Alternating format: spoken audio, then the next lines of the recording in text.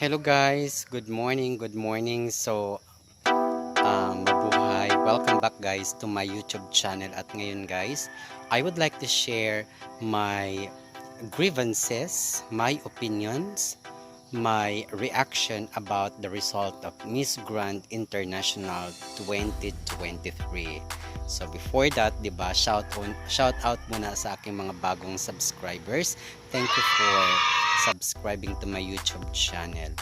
At yun na nga guys, ngayon guys, hindi na tayo magpapaligoy-ligoy ano. So umpisahan na agad natin guys. Tatalakayan natin kung bakit naligwak si Miss Grand Philippines 2023 Nikki Dimora. Okay.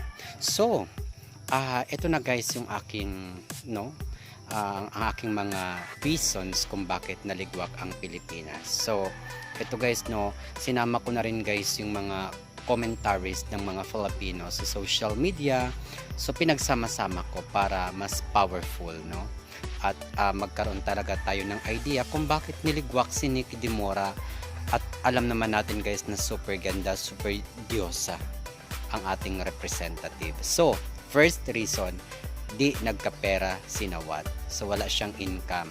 Kung mapapansin nyo guys, doon sa page ng Miss Grand International, walang pakialam ang mga Pilipino sa main page ng Miss Grand International. Karamihan doon Myanmar, Peru, Cambodia, Vietnam. Yun yung mga talagang nag-a-appear na mga comments sa kanyang main page. So wala ka masyadong makikita doon. Meron siguro isa o dalawa mga Filipino ko-comment, pero guys wala talaga.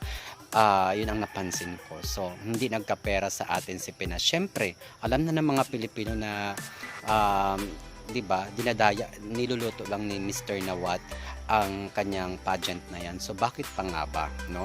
So yun ang first reason guys, di nagkapera sa atin si Nawat. Second, alam naman natin guys, nagalit talaga si Nawat sa mga Filipino. So, 'di ba? Yun na yun eh. Habang buhay niya nang dala-dala yun, no? So, I'm not generalizing, pero guys,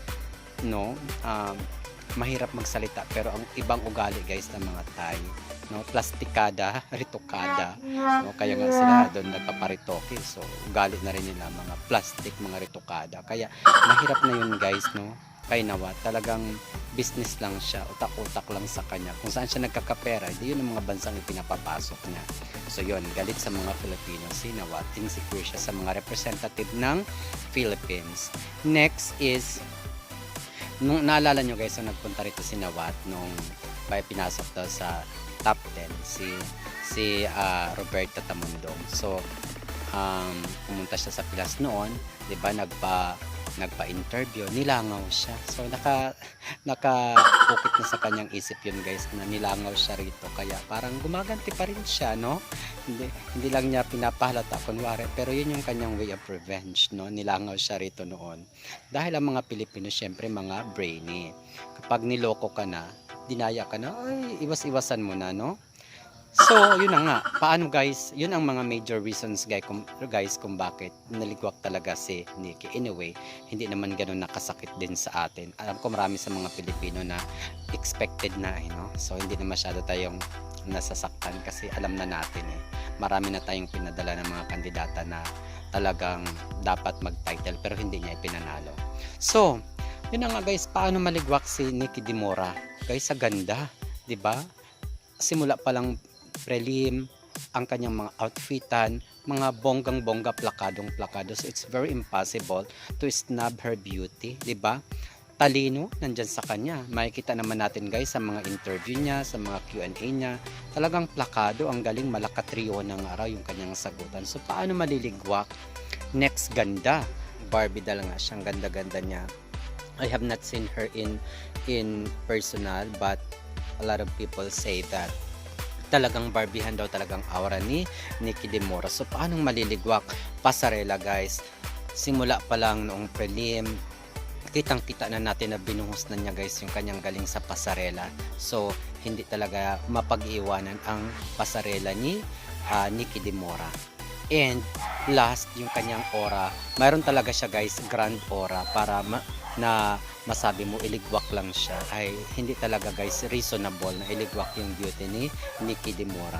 So Dahil sa pangyayaring yun, ano nga ba ang naging consequence nito sa isang una muna sa kandidata dahil siyempre siya yung nag-effort din, no? Physically, siya yung talagang naapekto. So kawawa yung ating kandidata guys na effort tapos ganun lang.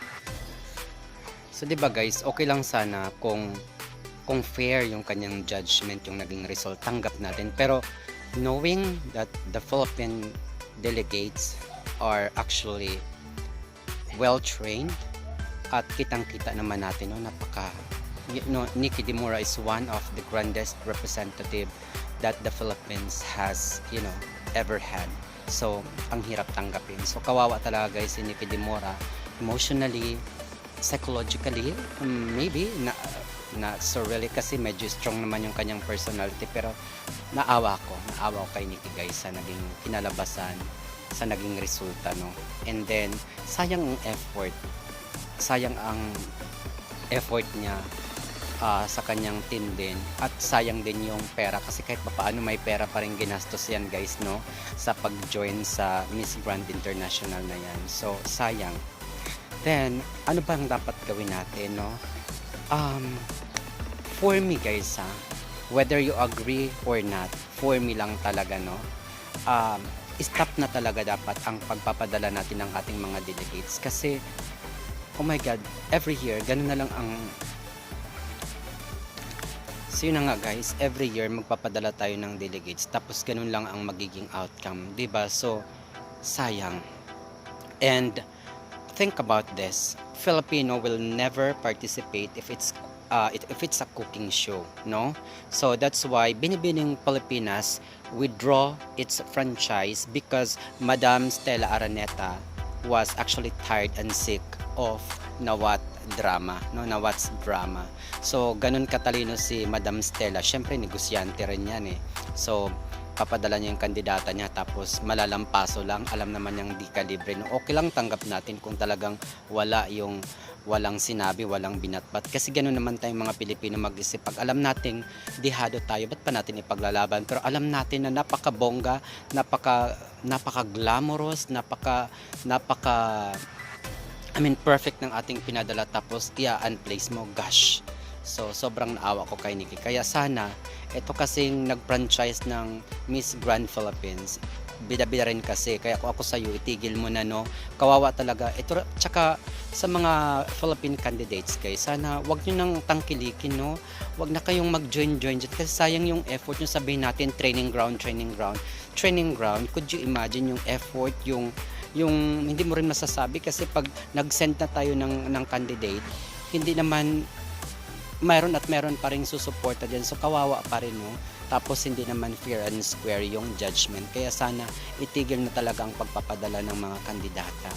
I think hindi naman natin kawalan ang Miss Grand International. Focus na lang tayo sa ibang pageant na may sense, may true advocacy like Miss Earth and so on and so forth. So yun lang guys, sana matauhan na talaga ang Team Philippines na wag nang magpadala ng kandidata sa Miss Grand International na yan kasi lutuan lang talaga ang labanan. Hindi natin sinasabi na lumalaki yung ulo natin, pero yun ang nakikita natin eh. We netizens, we are part of, we are the real spectators kasi nakikita natin, tayo ang nakakakita kung sino talaga ang dapat pumasok at maligwak, no? So kaya lang may personal na galit na ang may-ari, so wag na tayong umasa, so wag na magpadala, no? So yun lang guys, maraming salamat, and I do hope guys mag-subscribe kayo sa aking YouTube channel. Thank you so much for watching. Just comment down below kung ano guys ang inyong thinking dito sa topic na to. Thank you so much, bye bye and have a nice day.